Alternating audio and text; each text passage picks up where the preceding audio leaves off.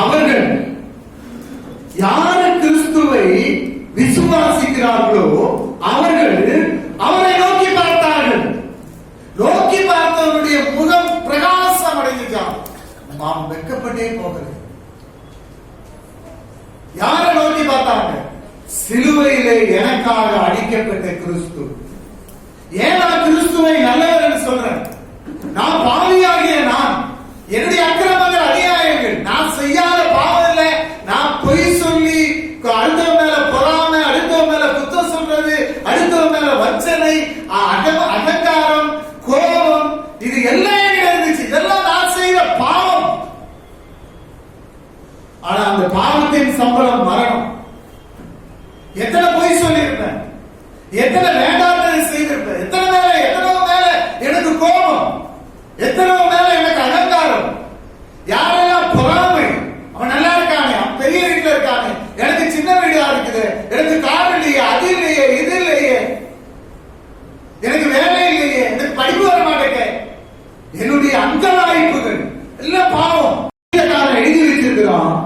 எப்பா கிறிஸ்துவை நீ ருசித்திருப்பார், அவர் நல்லவர் அப்படின்னு எப்பவுமே எழுதி வச்சிருக்காங்க. அப்ப இந்த கிறிஸ்து நல்லவர்னு ஏன் ஏன்கிட்ட ஆண்டவர் சொல்லிக்கிட்டு இருக்கிறார்? ஏன் இப்ப உங்கள்கிட்ட பேசிட்டு இருக்கிறார்? அதுக்கு ஒரு நோக்கம் இருக்குமல்ல. நம்ம பல காரியங்களை விட்டு வந்து நம்ம உட்கார்ந்து தேவனுடைய வார்த்தையை நம்ம கேட்டுட்டு இருக்கோம். எத்தனையோ பேர் இருக்கிறாங்க. உலகத்தில் 800 கோடி ஜனங்கள் இருக்கிறாங்க. இதுக்கு மத்தியில நம்ம வந்து உட்கார்ந்து கொஞ்சம் ஆளாதான் உட்கார்ந்து நம்ம இதை கேட்டுட்டு இருக்கிறோம்னா, ஆண்டவர் அழைத்து கொண்டு வந்து உட்கார வைத்து அவர் பேசிக்கிட்டு இருக்கிறார். உங்க மூலமா ஒரு பெரிய காரியத்தை அவர் செய்ய போகிறார். உங்க மேல அவருக்கு ஒரு தரிசனம் இருக்கும், ஒரு எதிர்பார்ப்பு இருக்கும். நமக்கு தெரியாது. ஆனா ஆண்டவர் ஒரு நோக்கத்தோடு அழைத்து வந்திருக்கிறார். யோவான் 14வது அதிகாரத்துல 12வது வசனத்துக்கு வாங்க. யோவான் 14:12. நான் செய்கிற கிரியைகளை எல்லாம் நீங்க செய்வீங்க, அதை விட மேலான கிரியைகளையும் நீங்க செய்வீங்க சொல்லிட்டு, இங்க எதையாவது என்கிட்ட கேட்டா குமாரன் பிதாவை மகிமைப்படும்படியாக அதை நான் உனக்கு செய்வேன். என் நாமத்தின் நிமித்தம், என் நாமத்தினால் எதை கேட்டாலும் அதை நான் உனக்கு செய்வேன் அப்படிங்கிறார். எப்படி பாருங்க, ஒரு வாக்கு தத்தத்தை ஆண்டவர் செய்து சொல்லிட்டு போறார். மனுஷன்கிட்ட பேசுறார். மனுஷனுக்கு மட்டும்தான் கர்த்தர் 6 அறிவு கொடுத்திருக்கு. ஒரு மனுஷனுக்கு மட்டும்தான் தெரியும் நன்மை எது தீமை எது அப்படின்னு. இந்த அறிவை ஆண்டவர் மனுஷனுக்கு மட்டும்தான் கொடுத்திருக்கு. ஆண்டவர் சொல்றாரு, மனுஷனை படைக்கிறதுக்கு முன்னாடி சொல்றாரு, மனிதனை ஏன் சாயல படைப்பேன் அப்படிங்கிறார். அவன் என்னை போலவே இருப்பான் அப்படிங்கிறார். படைக்கிறதுக்கு முன்னாடியே சொல்றாரு. சொல்றாரு, அவன் இந்த உலகத்துல பருகி பெருகி பூமியை நிரப்பி அதை ஆண்டு கொள்ளுங்கள் என்று சொல்லி ஆசீர்வதித்தார். 6 நாளும் இந்த பூமியை படைத்து பூமியில் இருக்கிற எல்லாம் உருவாக்கினார். யாருக்காக? மனிதனுக்காக மட்டும். பூமியில மட்டும்தான் மனுஷன் வாழ முடியும். எல்லாம் சொல்லுவாங்க, சந்திரனுக்கு போறாங்க, சூரியனுக்கு போறாங்க, செவ்வாய்க்கு போறாங்க, போவான். ஆனா அங்க வாழ முடியாது. அது அங்க போகணும்னா எத்தனையோ கோடிக்கணக்கான ரூபாய் செலவாக்கி இங்க இருந்து ஆக்சிஜனை கொண்டு போகணும். அங்க போய் இப்ப இருக்க முடியாது. புவியீர்ப்பு விசையே அங்க கிடையாது. அப்படியே மேல எடுத்து இருப்பான், மிதந்துகிட்டே இருப்பாங்க. ஆண்டவர் எவ்வளவு நல்ல தேவன் பாருங்க. மனிதன் வாழுவதற்காக பூமியை மட்டும் சரி பண்ணுறான். மனுஷனை உருவாக்கவே இல்லை. அடுத்த அதிகாரத்தில் தான் மண்ணிலிருந்து மனுஷனை உருவாக்குவார். உருவாக்குவதற்கு முன்னாடியே மனுஷன் எப்படி இருக்கணும், அவன் எப்படி படைக்கணும், அவனுக்கு என்னென்ன தேவை எல்லாமே அவர் செய்துள்ளார். அதுதான் இவர் சொல்றாரு. இவர் போகிறதுக்கு முன்னாடியே கர்த்தர் சொல்லி வைக்கிறார் பாருங்க. ஏன் நாமத்தினால நீ எதை கேட்டாலும் அதை நான் உனக்கு தருவேன்.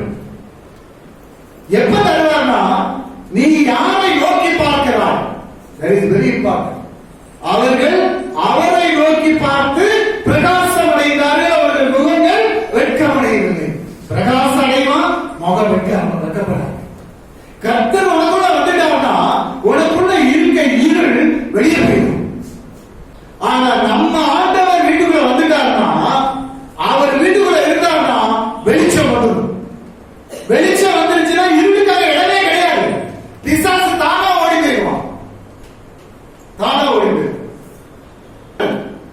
என் நாமத்தினால நீ எதை கேட்டாலும் அதை நான் உனக்கு தருவேன். அதனால ஆண்டவர் நல்லவர். என்ன சொல்றாரு? நீ நான் செய்கிற அந்த அற்புதங்கள், அந்த கிரியைகள் நீ செய்த அப்படிங்கிறார்.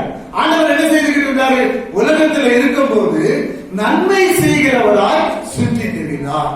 பிசாசின் பிடியில் பட்ட அனைவரையும் சுகமாக்கினார். நோயில் பட்ட நோய்வாய்ப்பட்ட எல்லாரையும் குணமாக்கினார். அப்போ இந்த இயேசு எனக்குள்ள வந்துட்டார். சொல்றாரு, நான் போனோம்னா உனக்குள்ள பரிசுத்த ஆவியானவர் உனக்கு அனுப்புவேன். அவர் உனக்குள்ள வந்துட்டாருன்னா நீ எப்படி ஆயிடுவ? வேற மனுஷனா மாறிடுவ. இப்ப நீ என்னென்ன சொல்றியோ அதெல்லாம் நடக்கும் சொல்றாரு. இப்ப பாத்தீங்கன்னா அப்போஸ்தலர் 3வது அதிகாரத்துக்கு வாங்க. 6-7 வாசிங்க. வராங்க. எங்க வராங்க?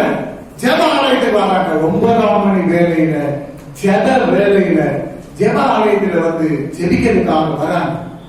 வரும்பொழுது அலங்கார வாசல் முன்னாடி ஒரு சப்பானியை உட்கார வச்சிருக்காங்க. அவன் பிச்சை கேட்டுக்கிட்டு இருக்கிறான். இந்த பேதுருவையும் யோவானையும் பார்த்த உடனே பிச்சை தருவானா அப்படின்னு சொல்லி கையை ஏதாவது கிடைக்கும் பாக்குறான். இத சொல்றா பாருங்க. வேணா இவங்க கையில இருந்து ஒரு 5 ரூபாயோ 10 ரூபாயோ 50 பைசாவோ எப்படியோ போடலாம். அது அவனுக்கு என்ன கொடுக்காது? ஜீவனை கொடுக்காது. இந்த பணம் அவனை என்ன பண்ணாது? ரட்சிக்க முடியாது. நம்மளும் பாத்தீங்கன்னா நிறைய நண்பர்கள் இருப்பாங்க, பாவங்கள் இருப்பாங்க. உங்களுக்கெல்லாம் நம்ம பணத்தை கொடுத்து யாரையும் என்ன பண்ண முடியாதுன்னா நாளை தூக்கி விட முடியாது. எவ்வளவு கொடுத்தீங்கன்னா அவன் செலவு பண்ணிடுவோம். அவனுக்குள்ள ஒரு கிறிஸ்துவை கொடுத்துட்டீங்கன்னா கிறிஸ்து அவனுக்கு பணத்தை கொடுத்துருவான். பணம் எங்க இருந்தனாலும் வரும். பணம் எங்க இருந்து வருதுன்னு நமக்கே தெரியாது. உபாகமம் 28வது அதிகாரத்துல 1-4 வரை 14 வரை படிச்சீங்கன்னா எழுதியிருக்கும். பணம் நம்மளை துரத்திக்கிட்டு நம்ம முன்னாடி இருந்து நல்ல பணம் என்னை எழுதுவோம்னு சொல்லுவோம். அல்லேலூயா. இந்த பேதுருவும் யோவானும் அந்த சப்பானியை பார்க்கிறாங்க.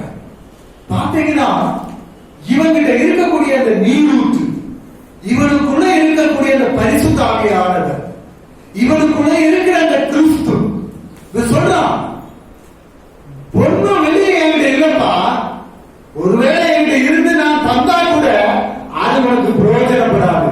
ஏன்னா நடக்க முடியாது. சப்பானி யாராவது ஒருத்தர் கொண்டு வைப்பான், 4 பேரை தூக்கி கொண்டு வைப்பாங்க. பிச்சை எடுத்துட்டு இருப்பான். சாயங்காலம் ஆகும்போது அவன் வருவான். இவனுக்கு பணத்தை எல்லாம் அவன் வாங்கிட்டு இவனை தூக்கி வீட்டுக்கு கூட்டு போவாங்க. இவனுக்கு சாப்பாடு கொடுப்பாங்களா இருக்கும். ஆனா பணம் எல்லாம் இவனுக்கு கொடுக்க மாட்டாங்க. இவனால முழுப்பண்ணவே முடியாது. இவன் அப்படியே சப்ரஸ் ஆகி ஒரு பைத்தியக்காரன் போது ஒரு பணம் சம்பாதிக்கிற மெஷின் மாதிரி அவன் வச்சிருந்திருக்கிறாங்க. பேதுருவும் யோவானும் அவனை சொல்றான், என்கிட்ட ஒண்ணு இருக்குது, அதை உனக்கு நான் உன்னைய வேறு மனுஷனா மாத்தி சொல்லிட்டு சொல்றான். அற்புதம், இயேசு பரமேறனுக்கு பிறகு மனிதர்களை வைத்து, ஆனா அவருடைய சீசர்களை வைத்து கர்த்தர் பண்ணுகிற அற்புதம் சொல்றான். அவன் பொண்ணும் வெள்ளி என்கிட்ட இல்லப்பா, இயேசுவின் நாமத்தில் எழுந்து நடனம் கையை விட்டு தூக்கி விட்டான். துள்ளி குதிச்சு நடந்தான், ஓடுனான், தேவாலயத்துக்குள்ள போனான், சுத்தி வந்தான். அவனுக்கு சந்தோஷத்துல மகிழ்ச்சியில தொழுதான். வேறு மனுஷனா மாறிட்டான். அவனுக்குள்ள பரிசுத்த ஆவியானவர் போயிட்டார். இந்த பேதுரு இந்த யோவானும் அவனை தொட்ட மாத்திரத்துல அவன் வேற ஆளா மாறிட்டான்.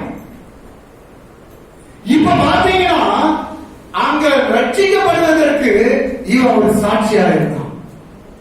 எல்லாரும் பாக்குறாங்க, வந்து இவன் அலங்கார வாசல் முன்னாடி பிச்சை எடுத்துக்கிட்டு இருந்தவன், இவன் எப்படி இவன் நடக்கிறான், இவன் ஓடுறான், இவன் பேசுறான், இவன் எப்படி இப்படி ஆச்சு?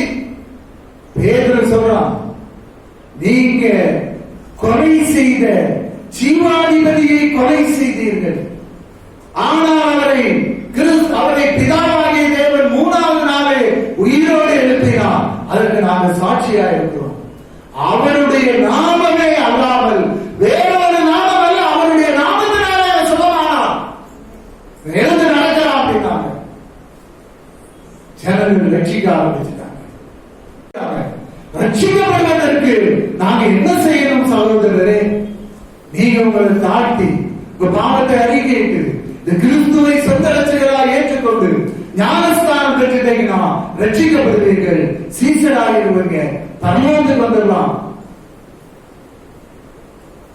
தினமும் ரட்சிக்கப்பட்டவர்கள் என்ன பண்ணாங்களா? சபையில சேர்த்து கொண்டு வந்தார்கள். என்னைய போல நீங்களும் என்ன பண்ணுவீங்க? கிரியை நடத்துவீர்கள். நான் செய்த அற்புதங்களை நீங்களும் செய்வீங்க. நான் கூட இருந்தோம்னா எவ்வளவு நல்ல தேவன் பாருங்க. அதனாலதான் இந்த சங்கீதக்காரன் எழுதி வச்சிருக்கிறான், ருசித்து பார் கர்த்தர் நல்லவர். சொன்ன மாதிரியே ஆண்டவர் செய்த அற்புதத்தை அவருடைய சீசனான இந்த பேதுரு செய்கிறான். அதனாலதான் பேதுரு சொல்றான், ஆண்டவர் நல்லவர் தான், அவரை நோக்கிப்பார், அவரை பற்றி பிடிச்சுக்கிட்டீங்கன்னா நீ மாறிடுவ. நான் ஆராதிக்கிற தேவன் ஜீவனுள்ள தேவன், அவர் நல்ல தேவன். எல்லா இடங்களையும் அவர் நல்லவராகவே இருந்திருக்கிறார். யோசிச்சு பாருங்க, ஒரு நிமிஷம் யோசிச்சு பாருங்க. இவ்வளவு நாளா வழி நடத்தி இருந்திருக்கிறார். என்ன நேற்று பார்த்தவன் காலையில காணும், கூடவே இருந்தவன் காலையில பார்த்தா ஆள காணும். நல்ல திரைகாலத்தமா இருந்த ஆட்கள், நல்ல எக்ஸசைஸ் பண்ற ஆட்கள் எல்லாம் இவனெல்லாம் பயிரும் மறிச்சு போவானு யாரும் சொல்லியிருக்க முடியாது. ஆளுதானவ போயிட்டாங்க, பெரிய படிச்சவங்க. அப்போஸ்தலர் 5:15 பிணியாளிகளை படுக்கையின் மேலும் கட்டிலின் மேலும் கிடத்தி பேதுரு நடந்து போகையில் அவருடைய நிழலாகிலும் அவர்களில் சிலர் மேல் படுபடிக்கு அவர்களை வெளியே வீதிகளில் கொண்டு வந்து வைத்தார்கள். சுற்று பட்டணங்களிலிருந்து திரளான ஜனங்கள் பிணியாளிகளையும் அசுத்த ஆவிகளால் பாதிக்கப்பட்டவர்களையும் எருசலேமுக்கு கொண்டு வந்தார்கள். அவர்கள் எல்லோரும் என்ன பண்ணார்கள்? குணமாக்கப்பட்டார்கள். பேதுருவுடைய நிலப்பட்டாவது குணமாயிரம் சொல்லி அவன் போன வழிகளில் எல்லாம் பிணியாளிகள், நோய்வாய்ப்பட்டவங்க, பிசாசின் பிடியில் பட்டவர்கள் எல்லாம் வரிசையா கொண்டு வந்து வச்சிருந்தாங்க. என்ன சொன்னாரு? நான் செய்தியை செய்வீங்க, நான் செய்யாத அதுக்கு மேலான கிரியைகளையும் செய்வீர்கள். இந்த கிறிஸ்து செய்யாத அற்புதத்தை யார் செய்யறான்? இந்த பேதுரு செய்யறான். அவனுடைய நலன்பட்டவன சுகமாயிட்டான். அல்லேலூயா! எவ்வளவு பெரிய அற்புதம்! பிணியாளிகள், நோய்வாய்ப்பட்டவன், குணமாகாதவன், பிசாசின் பிடியில பிடிபட்டவன் எல்லாத்தையும் கொடுத்து உட்கார வைக்கிறான். இவன் போகும்போது வெளியில கொண்டு வந்து வச்சவங்க எல்லாரும் குணமாக்கப்பட்டுட்டாங்க. அல்லேலூயா! அதனால அவன் சொல்றான், நான் ஆராதிக்கிற தேவன் எப்படிப்பட்டவர்? நல்லவர். சொல்றான் பாருங்க, நான் ஆராதிக்கிற தேவன் எப்படிப்பட்டவர்? நல்ல தேவன் அப்படிங்கிறான். யாரெல்லாம் கொண்டு வந்து வச்சானோ எல்லாரும் சுகமாக்கப்பட்டாங்க. ஒருத்தர் கூட குணமாகாதது ஒருத்தர் கூட. நமக்கு கொடுக்கப்பட்ட நாட்கள்ல ஆண்டவர்களோட பேசிட்டு இருக்கிறார். உனக்கு ஒரு நல்ல சான்ஸ் நான் கொடுத்திருக்கேன். நீ என்னை நோக்கி பார்த்து நீ பிழைத்துக் கொண்டார். ஒருபோது நான் என்ன பண்ண மாட்டேன்? வெட்கமடைய விடவே மாட்டேன். நான் உன் கூடவே இருப்பேன் சொல்றாரு. கடைசியா சொல்லிட்டு போறாரு, இதோ உலகத்தின் முடிவு பரியந்தம் சதா காலங்களிலும் நான் உன் கூட இருக்கிறேன். ஏன் நான் உன் கூட இருக்கிறேன்? கிறிஸ்து நல்லவர் என்பதை நீ மற்றவங்களுக்கு அறிவிக்கணும். உன்னை பார்க்கிறவங்க இவன் ஆராதிக்கிற தேவன் நல்ல தேவன் அப்படின்னு சொல்ல. எத்தனை பேரு இந்த கிறிஸ்து கிறிஸ்துவை அறியாததுனால அலைந்து கொண்டு இருக்கிறாங்க. நான் சொல்றேன் உங்களுக்கு, ஒரு கான்ட்ராக்டர் பெரிய ஆளு, பணக்காரன், பணமெல்லாம் போயிருச்சு, அவனை சாக போறவங்க யாருக்கு தெரியும்? சும்மா ஒரு பைபிளை கொடுத்தவங்க சுவிசேஷம் சொல்லல, சும்மா பைபிளை கொடுத்து அவனை ரட்சிச்சிருப்பாங்க. பாவத்தில் இருந்தாங்கன்னா சாவுல இருந்து அவனை விடுதலை ஆகியிருப்பாங்க. சங்கீதக்காரன் சொல்றான், இயேசு பிறக்கிறதுக்கு முன்னாடி இயேசு நல்லவர் என்பதை ருசித்து பாருங்க. நம்ம இப்ப ஆண்டவர் பிறந்து 2000 ஆண்டுகள் கழிந்து நம்ம இருந்திருக்கிறோம். நமக்குள்ள ஏற்கனவே கிறிஸ்து இருக்கிறார். நம்ம தேடிட்டு இருக்கிறோம், எங்க இருக்கிறாரா, அந்த பக்கம் இருக்கிறாரா, அந்த பக்கம் இருக்கிறாரா அப்படின்னு நம்ம தேடிட்டு இருக்கிறோம். ஆண்டவர் சொல்லுகிறார், நான் உனக்குள்ள இருக்கிறேன் அப்படிங்கிறார். நான் உனக்குள்ள இருக்கிறேன். நான் உடனே என்னுடைய சொந்த குமாரனே உனக்காக கல்வாரியில ஒப்பு கொடுத்து உடைய ரட்சித்து இருக்கிறேன், உடைய விடுதலை ஆக்கி இருக்கிறேன். நீ பாவிக்கிறாரு, நீ பரிசுத்தவான், என்னுடைய சொந்த குமாரன், சொந்த பிள்ளை. நீ இன்னைக்கு மரிச்சா நான் அப்பவே எங்க வந்து இருப்பேன், என் பக்கத்துல உட்கார்ந்து இருப்பேன். உனக்கு ஒரு நித்திய ஜீவன் இருக்கிறது. உலகத்துல உன் முன்னாடி, உனக்கு பின்னாடி, உன் குடும்பத்துல, உன்னுடைய சொந்தக்காரங்களிடம், வீட்டிலேயே எத்தனையோ பேர் கிறிஸ்துவை அறியாம அஞ்ஞானிகளாய் மற்ற பாடாருக்கு ஊழியம் செய்து கொண்டு வேண்டாத காரியங்களை செய்து கொண்டு இருக்கிற எத்தனையோ பேர் இருப்பாங்க. பச்சாத்தாபம் நம்ம மனசுல வரும்.